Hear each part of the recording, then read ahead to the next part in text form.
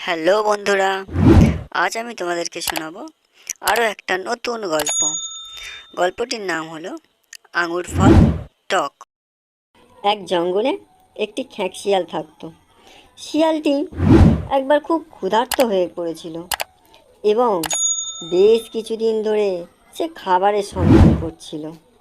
সে জঙ্গলের চারিদিকে ভালো করে খোঁজাখুঁজি করছিল। সে খাবার খুঁজতে খুঁজতে খুব ক্লান্তও হয়ে পড়েছিল, কিন্তু কোথাও কোনো খাবার পেল না। অবশেষে খিদের জ্বালায় তার পেট যখন ছিঁড়ে যাওয়ার মতো অবস্থা হয়ে গেছিল, তখন সে আস্তে আস্তে একটা কৃষকের বাগানে এসে পড়ল।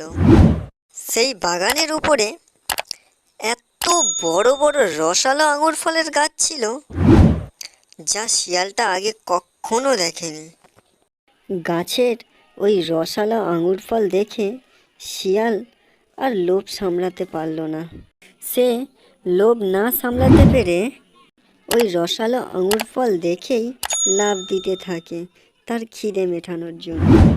সে লাফ দিতেই থাকে, কিন্তু শিয়ালটি কিছুতেই সে আঙুর ফলটি ছুঁতে পারে না।